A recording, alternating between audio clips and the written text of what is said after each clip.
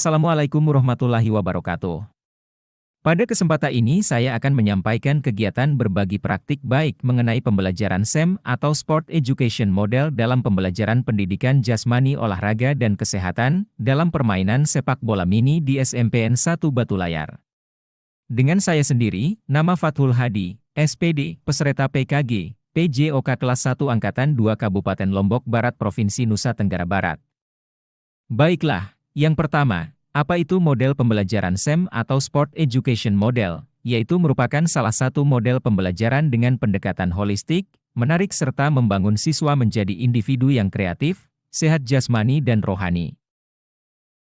Latar belakang kenapa saya memilih model ini yaitu, saya ingin mendengarkan suara, pilihan, dan kepemilikan peserta didik dengan yang pertama, mengajak peserta didik kelas 8 dan 9 untuk berpartisipasi aktif dalam merancang dan menjalankan permainan sepak bola mini. Kedua, memberikan kesempatan bagi peserta didik untuk memilih peran dalam tim dan strategi permainan. Ketiga, mendorong kepemilikan dengan memberikan tanggung jawab dalam pelaksanaan dan evaluasi permainan. Konteks program yaitu, program ini diterapkan di SMPN 1 Batu Layar yang memiliki lapangan sepak bola mini dan komunitas sekolah yang mendukung. Berdasarkan pemetaan aset, sekolah memiliki fasilitas yang cukup untuk permainan sepak bola mini dan dukungan dari pelatih lokal. Tujuan program. Yang pertama visi yaitu, mendukung pengembangan, suara, pilihan, dan kepemilikan siswa melalui sepak bola mini. Yang kedua tujuan, meningkatkan keterlibatan siswa kelas 9 dalam aktivitas fisik melalui sepak bola mini. Memfasilitasi pembelajaran yang berpusat pada peserta didik dengan melibatkan seluruh komunitas sekolah. Mengembangkan keterampilan motorik, kerjasama tim, dan disiplin melalui sepak bola. Capaian, langkah-langkah, dan hasil yang diharapkan. Capaian 1, peningkatan keterlibatan siswa. Langkah-langkah, mengadakan diskusi kelompok untuk memilih tim dan strategi. Melibatkan siswa dalam perencanaan dan pelaksanaan turnamen. Hasil yang diharapkan, 80% siswa aktif terlibat dalam turnamen sepak bola mini. Capaian 2, peningkatan keterampilan motorik dan kerjasama tim. Langkah-langkah, menyediakan sesi latihan rutin dan pertandingan persahabatan. Hasil yang diharapkan, 70% siswa menunjukkan peningkatan dalam keterampilan sepak bola dan kerjasama tim. Capaian 3, pengembangan karakter dan disiplin. Langkah-langkah, menyusun aturan turnamen yang melibatkan peserta didik. Hasil yang diharapkan, 60% siswa menunjukkan peningkatan disiplin dan tanggung jawab. Adapun struktur program dan mitra dalam komunitas belajar. Yang pertama skala program yaitu target, siswa kelas 8 dan 9 kedua pengaturan program terdiri dari lokasi, lapangan sepak bola mini sekolah. Waktu, 1 kali seminggu selama 1 bulan. Ketiga mitra yang terdiri dari guru PJOK, pelatih sepak bola lokal, dan orang tua siswa. Kapasitas kelas sekolah. Yang terdiri dari 4 bagian yaitu. Pertama lapangan. Pertandingan dimainkan di lapangan berbentuk persegi panjang dengan ukuran tertentu. Kedua pemain. Setiap tim terdiri dari 6 pemain, termasuk 1 penjaga gawang. Ketiga bola. Bola harus berbentuk bulat dan memiliki keliling tertentu. Keempat durasi pertandingan. Pertandingan dibagi menjadi 2 babak dengan durasi. Kemungkinan tantangan dalam pelaksanaan kegiatan ini yaitu 1. Kurangnya minat awal dari siswa. 2. Keterbatasan waktu dan sumber daya. 3. Tantangan dalam menjaga kedisiplinan dan fair play. Adapun rencana solusi, 1. Mengadakan sesi motivasi awal. 2. Mencari sponsor atau dana tambahan. 3. Menyusun aturan yang jelas dan melibatkan siswa dalam penegakan aturan. Rencana evaluasi yaitu 1. Pengumpulan informasi, peserta didik, staf pengajar, dan anggota komunitas. 2. Alat pengumpulan data, wawancara, survei, dan refleksi peserta didik. 3. Kriteria evaluasi, tingkat partisipasi dan kepuasan siswa. Peningkatan keterampilan motorik dan kerjasama tim. Perkembangan karakter dan disiplin. Penutup. Kesimpulannya adalah: pertama, program Sport Education Model sepak bola mini ini diharapkan dapat meningkatkan keterlibatan, keterampilan motorik, kerjasama tim, dan karakter siswa kelas 8, 9. Kedua, Kolaborasi antara sekolah, guru PJOK, pelatih lokal, dan orang tua sangat penting untuk keberhasilan program ini. Dalam konteks ini termasuk dalam yang disebut dengan sekolah dengan berkemajuan prestasi yang terbaik. Untuk itu Bapak Ibu sekalian, terkait dengan yang berdasarkan hasil asesmen kemarin, raport sekolah kita kurang bagus pada tataran literasi dan numerasi. Ya, oleh karena itu kami atas nama pimpinan berharap kepada kita semua untuk meningkatkan yang namanya kelemahan pada bidang literasi dan numerasi ini, sehingga nanti pada gilirannya sekolah kita memiliki karakter yang dianggap menjadi karakter yang terbaik tersebut. Ibu Bapak yang saya banggakan, kita di sini ada beberapa rekan-rekan kita yang sudah memiliki status dari guru penggerak. Ya, kita alhamdulillah, kalau di sekolah lain barangkali tidak sebanyak yang di sekolah-sekolah tertentu. Namun kita memiliki ada beberapa rekan kita yang menjadi guru penggerak. Itu diharapkan nanti untuk bisa membuat konten-konten digital. Ya. Tujuannya untuk apa? Bapak Ibu barangkali sudah paham sekali bahwa anak-anak kita sekarang di era digital ini yang namanya penggunaan HP luar biasa meriahnya, terutama konten yang berkolaborasi dengan komunitas belajar SMPN 1 Batu Layar, dilanjutkan dengan sesi diskusi. Kepada Bapak Fatum Hadi SPD disilakan.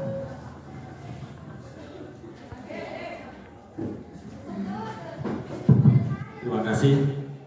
Mohon berdiri. Mohon Pak Kepala. Bismillahirrahmanirrahim. Assalamualaikum warahmatullahi wabarakatuh. Selamat pagi. Alhamdulillahirrahmanirrahim. Pagi ini kita bisa berkumpul. Sebelumnya tidak mohon maaf, mohon waktunya sebentar untuk menyampaikan beberapa hal terkait dengan proyek pembelajaran intrakurikuler, model pembelajaran SEM. Jadi ini SEM nama model pembelajarannya. Tapi sebelumnya, jadi Tian masih dalam program kegiatan PKG, PJOK atau Peningkatan Kompetensi Guru Mata Pelajaran PJOK. Dalam hal ini pelaksanaan kegiatannya selama 3 bulan, selama 6 minggu daring, kemudian 1 minggu luring. Kemarin sudah di BGP selama 8 hari, lanjut lagi daring sampai tanggal 28 Agustus.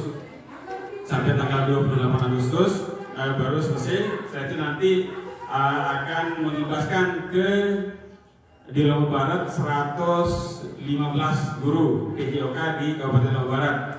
Jadi se-NTB kemarin sebanyak 60 orang se-NTB.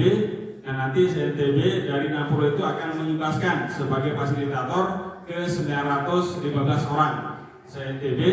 Kemudian untuk yang di Lombok Barat kebetulan bertujuh. Jadi sasarannya nanti satu fasilitator itu akan ada 15 orang yang akan didampingi selama 3 bulan juga untuk peningkatan kompetensi guru pendidikan jasmani Kabupaten Lombok Barat tingkat SD sampai dengan SMA. Itu secara gambaran. Baik Bapak Ibu, jadi dalam kegiatan ini kami sendiri akan menyampaikan bagaimana proyek pembelajaran intrakurikuler model pembelajaran SEM. Kita kolaborasi dengan komunitas belajar SPEN Sabah. Ini nama komunitas kita di SMPN 1 Batu Layar. Siapa anggotanya? Seluruh Bapak Ibu Dewan Guru yang ada di SMPN 1 Batu Layar. Kemudian yang di sini yang ambil tentang turnamen sepak bola mini SMPN 1 Batu Layar. Ya. Sebelumnya, lanjut. Apa itu pembelajaran SEM? Jadi SEM itu merupakan kebangkitan dari Sport Education Model yang merupakan salah satu model pembelajaran pendekatan secara holistik. Di sini menarik serta membangun siswa menjadi individu yang kreatif, sehat jasmani dan rohani. Bagaimana bentuk kegiatannya? Jadi ini sebenarnya sudah pernah dilakukan oleh anak-anak pada saat mengadakan turnamen futsal kemarin. Nah, cuman model-model pembelajaran kegiatan itu kita masukkan ke dalam pembelajaran. Jadi nanti penilaiannya lebih otentik, jadi lebih nyata. Jadi anak-anak bermain. Nah, apa saja yang dibutuhkan nanti di sana? Seperti anak-anak kita akan menjadi membentuk sebuah kepanitiaan. Jadi ada ketua panitia, ada yang jadi wasit, ada yang jadi penanggung jawab, ada yang bagian dokumentasi, kemudian ada yang menjadi komentator, ada yang jadi wasit dulu dan lain sebagainya. Seperti layaknya merancang sebuah pertandingan. Ini menurut saya sangat penting sekali karena kita tetap mengadakan kegiatan lomba-lomba. Ya. Ini kaitannya bisa kita kolaborasi dengan OSIS juga, kemudian dengan semua Bapak Ibu dan guru karena ini sebenarnya cukup besar cakupannya, tapi kita integrasikan ke dalam mata pelajaran. Itu yang kita coba kalian terapkan. Coba lanjut. Ya, apa latar belakangnya? Di sini salah satu latar belakangnya pertama kita mendengarkan suara pilihan dan kepemilikan peserta didik. Suara itu artinya pendapat anak-anak. Pilihan itu apa yang akan lomba apa yang akan dilakukan. Kemudian kepemilikan dengan adanya anak-anak terlibat dalam kepanitiaan dan lain sebagainya, dia akan merasa bertanggung jawab dan ada kerjasamanya nanti. Kemudian mengajak siswa kelas ini sebenarnya dari kelas 7 sampai kelas 9 bisa, kemudian berpartisipasi aktif dalam merancang dan menjalankan permainan sepak bola mini. Kemudian memberikan kesempatan kepada peserta didik untuk memilih peran dan tim serta strategi pemain. Kemudian konteks programnya, program ini diterapkan di SMPN 1 di sini, SMPN 1 Batu Layar. Kemudian kita memiliki lapangan sepak bola ini yang komunitasnya sekolah yang mendukung berdasarkan pemetaan aset. Pemetaan aset, sekolah memiliki fasilitas yang cukup untuk permainan sepak bola ini seperti yang pernah kita laksanakan. Lanjut, Pak. Ini salah satu dokumen. Kemudian apa tujuan program? Tujuan dari program ini untuk mendukung pengembangan suara, pilihan dan kepemilikan siswa melalui sepak bola mini. Kemudian tujuannya meningkatkan keterlibatan siswa kelas 9. Ini sebenarnya bisa dari kelas 7 sampai kelas 9 ya. Untuk aktivitas fisik melalui sepak bola mini. Kemudian fasilitasi pembelajaran yang berpusat pada peserta didik, melibatkan seluruh komunitas. Yang ketiga, mengembangkan keterampilan motorik, kerjasama tim dan disiplin melalui sepak bola. Lanjut, capaian, langkah-langkah dan hasil yang diharapkan dalam kegiatan ini. Pertama, peningkatan keterlibatan siswa, ada beberapa langkahnya. Di sini ada 4. Kemudian capaiannya yang kedua, ada peningkatan keterampilan motorik. Keterampilan motorik, ada kerjasama tim. Jadi sudah ada langkah-langkahnya. Kemudian lanjut. Ya, struktur program dan mitra dalam komunitas belajar. Di sini nanti kita libatkan siswa dan komunitas belajar yang ada di sekolah. Skala programnya target siswa atau peserta didik kelas 7, 8, dan kelas 9. Pengaturan program, lokasinya di sekolah kita sendiri. Ini kita sesuaikan ya. Bisa kalau dalam pembelajaran kita bisa gunakan 4 kali pertemuan. 4 kali pertemuan selama 1 bulan. Jadi 1 minggu itu 1 kali. Kemudian mitranya. Ini guru PJOK. Kita bisa bekerja sama kelas 7, kelas 8, kelas 9. Kemudian ada pelatih sepak bola lokal yang keren yang ada di sekolah kita. Batan, kembalikan kita. Ya, dan siswa. Ya. Jadi ini yang akan terlibat. Ya. Kemudian lanjut kapasitas kelas atau sekolah. bagaimana kapasitas yang ada di sekolah kita. Ada lapangan, ada pemain, bola, dan durasi pertandingan. Lapangannya kita sudah ada, berbentuk segi 4, bisa kita gunakan. Lapangan futsal kemarin. Pemain, setiap tim terdiri dari 6 orang pemain, termasuk 1 penjaga gawang. Kemudian untuk bola harus berbentuk bulat, sudah jelas. Dan durasi pertandingannya kita digunakan 10 menit setiap babak. Lanjut, ya. Kemungkinan tantangan, tentunya dalam beberapa kegiatan ada tantangannya. Pertama, ada kurangnya minat awal dari siswa, keterbatasan waktu dan sumber daya, tantangan dalam menjaga kedisiplinan dan fair play. Kemudian solusinya apa? Yaitu dengan mengadakan sesi motivasi awal, mencari sponsor atau tambahan jika diperlukan dana, menyusun aturan yang jelas dan melibatkan penegakan aturan. Rencana evaluasi dengan pengumpulan informasi, selanjutnya peserta didik, alat pengumpulan data, wawancara, kriteria evaluasi, antara lain ada tingkat partisipasi siswa, peningkatan keterampilan motorik, dan perkembangan karakter disiplin. Lanjut, ya. Jadi kesimpulannya, program Sport Education Model atau SEM dalam sepak bola mini ini diharapkan dapat meningkatkan keterlibatan, keterampilan motorik, kerjasama tim, dan karakter siswa-siswi SMP 1 Batu Layar di kelas 7, 8, dan kelas 9. Kolaborasi antar sekolah, kemudian guru mata pelajaran PJOK, pelatih lokal seperti ada kita punya tim futsal, orang tua siswa, dan seluruh guru yang ada di komunitas. Dan keberhasilan program ini ditunjang oleh hal-hal yang sudah kita sebutkan tadi. Oke? Jadi nanti di sini akan ada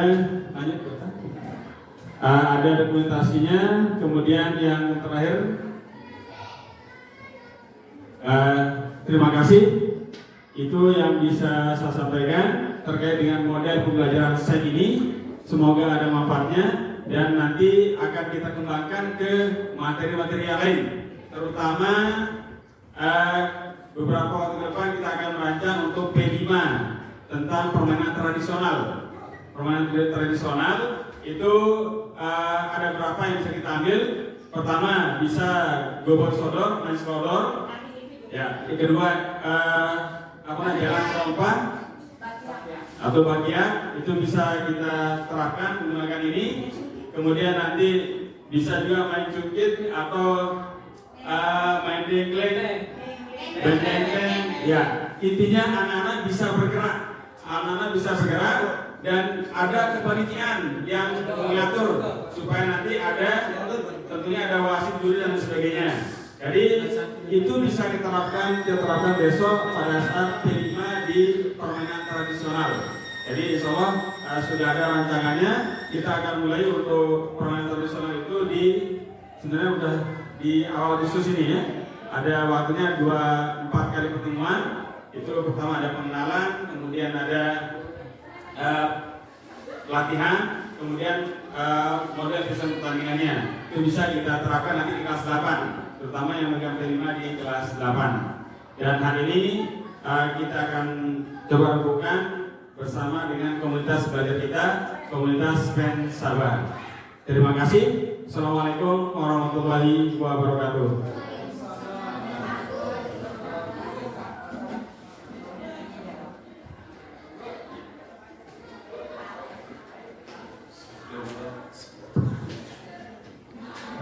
Bapak Ibu sekalian, jadi itu salah satu pemaparan terkait dengan proyek yang akan digarap oleh salah satu guru kita. Saya berharap secara keseluruhan kita semua yang menjadi keluarga besar SMP 1 Batu Layar ini punya proyek-proyek tersendiri di mata pelajaran kita masing-masing. Jangan kita fokus hanya pak doang nih.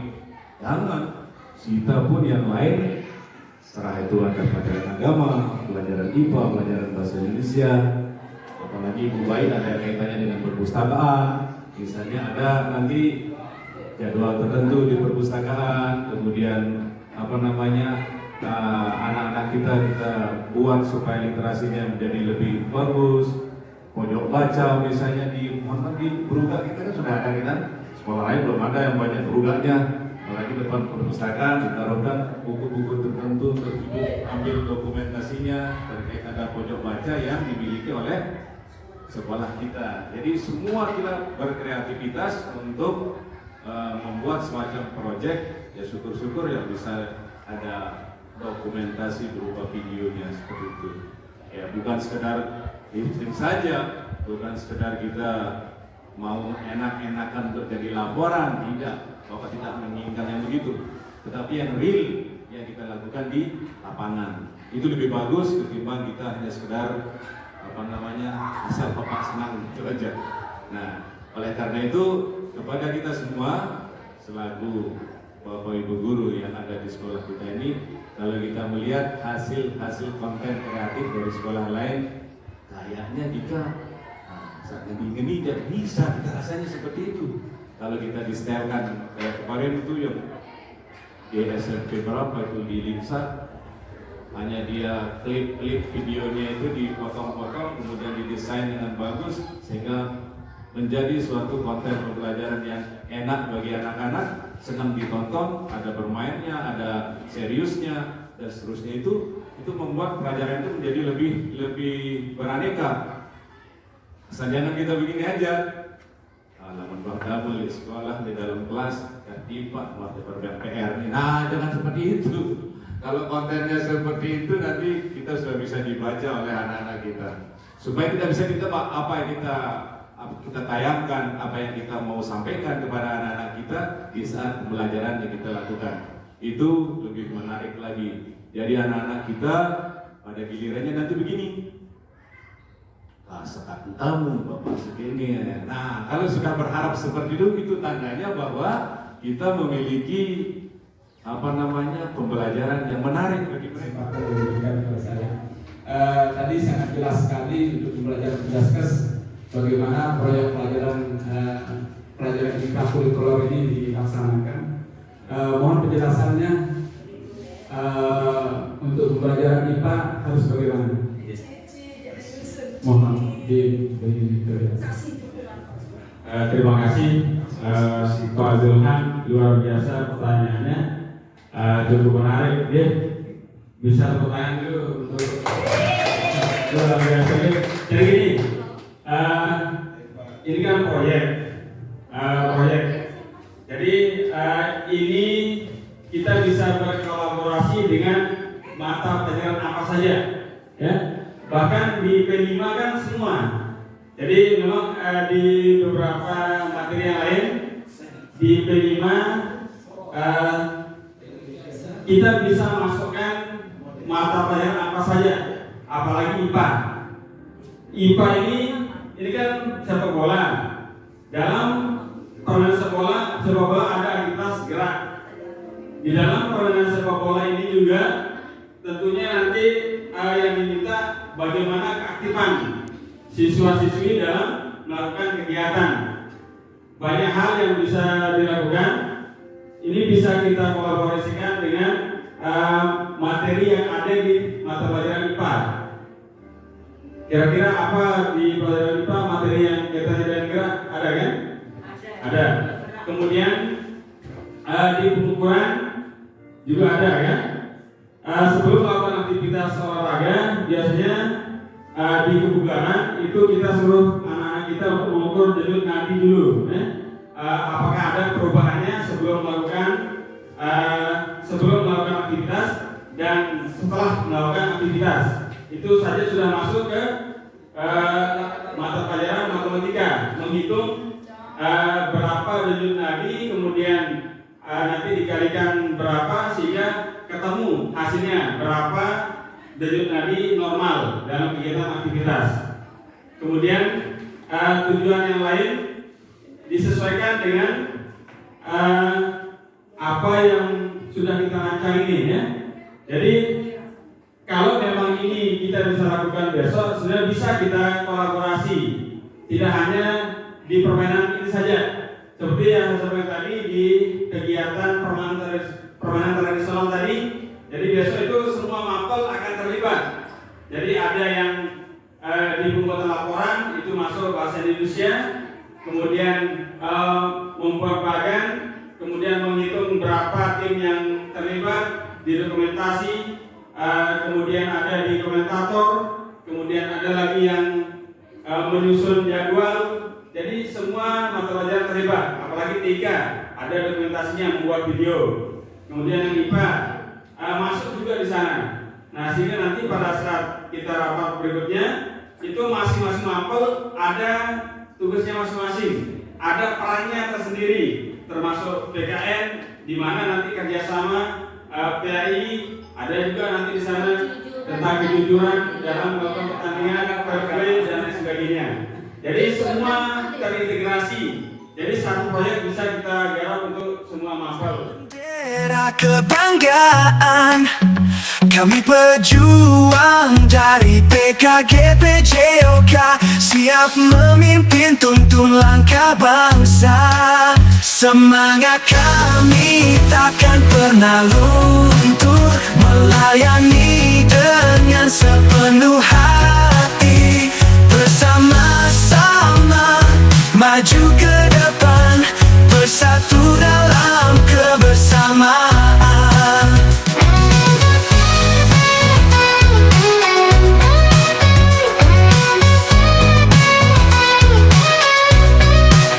Dengan ilmu dan keuletan kami bangun masa depan cerah.